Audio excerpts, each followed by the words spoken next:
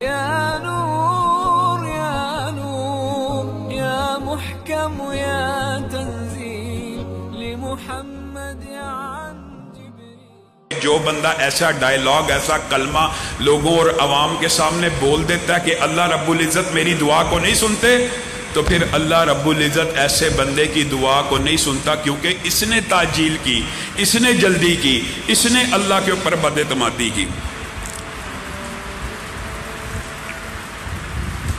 میرے بھائیوں، دعا کے دیگر آداب کے ساتھ ساتھ دعا کے اندر جلدی نہ کرنے کے حوالے سے حضرت ایوب کا بڑا لمبا چوڑا واقعہ آپ لوگوں نے سنا ہوگا، لیکن عالم عرب میں ایک مشہور واقعہ جس نے صبر ایوب کی یاد تازہ کر دی. ویسے تو میڈیکل سائنس کے اندر 19 سال 20 سال کے کومے کی ہسٹری موجود ہے کہ 19 سال بعد بندہ کومے سے واپس آیا ہو، یہ ہسٹری موجود ہے.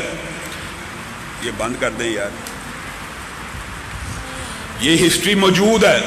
لیکن عالم عرب میں، سعودی عرب میں یہ اخبارات میں خبر چھپی کہ ایک بندہ 14 سال کومے میں رہا. اس کی بیوی اور اس کا ایک بچہ ہر روز ہسپتال میں 2 دفعہ آتے تھے. جو ملاقات کا ہسپتال میں ٹائم ہوتا تھا وہ روزانہ آئے. 14 سال کے اندر انہوں نے ایک ناگا نہ کیا. وہ بچہ ہر روز اپنے باپ کو غسل دیتا، اس کی غلاظت کو صاف کرتا، اس کو اچھی طرح نہلاتا. اس کی بیوی آتی ہر روز.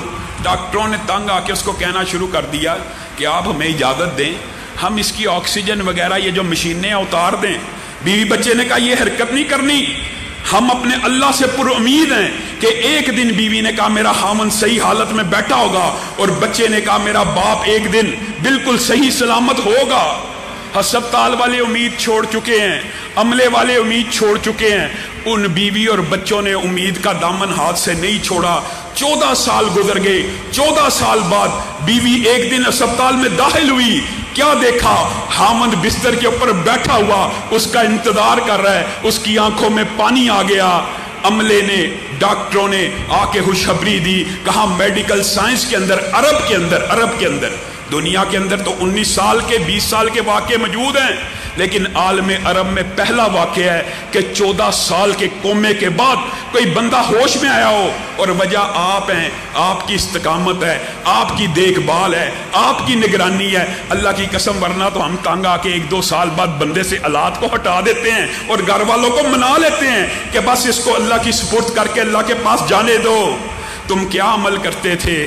بیوی نے کہا میں گھر جا کے اپنے رب سے دعا کرتی تھی، اللہ ایک دن میری زندگی میں ایسا لانا کہ میں اپنے خامن کو اپنی آنکھوں سے تندرست دیکھوں، اور یہ میرا جو بچہ ہے یہ محلے کے غریبوں کے اندر خیرات اور پیسے کو تقسیم کیا کرتا تھا، اور ان کو پیسے دینے کے بعد کہتا تھا میرے باپ کے لیے دعا کرو کہ میری زندگی میں ایک مرتبہ میرے سر کے اوپر شفقت سے ہاتھ پھیرے. آج ان دعاؤں کا نتیجہ ہے، اور ان غریب آدمیوں کی اور لوگوں کی اور اس خیرات کا نتیجہ ہے کہ تم دیکھ رہے ہو میرا خامند زندہ سلامت بالکل صحیح حالت میں موجود ہے. مایوس نہیں ہونا دعا سے. کئی مرتبہ صبر، کئی مرتبہ آزمائش لمبی ہو جاتی ہے، لیکن اللہ کی قسم اگر اللہ دعا نہیں سنتا نا، اگر کوئی بندہ یہ سوچتا ہے نا میری رب نے نہیں سنی، جس کی رب نے نہیں نہ سننی اس کی پھر دنیا میں کسی نے نہیں سننی. کیا ہی ایک عمدہ شاعر نے بات کہی ہے، اس کا مفہوم اور ترجمہ آپ کے سامنے رکھتا ہوں.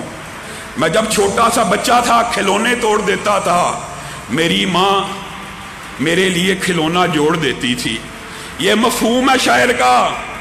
اے میرے رب، میں نے تو سنا ہے تو ماؤں سے زیادہ بندوں سے پیار کرنے والا ہے. خدایا خود کو توڑ بیٹھا ہوں، مجھ کو جوڑ دے. میرے بھائیوں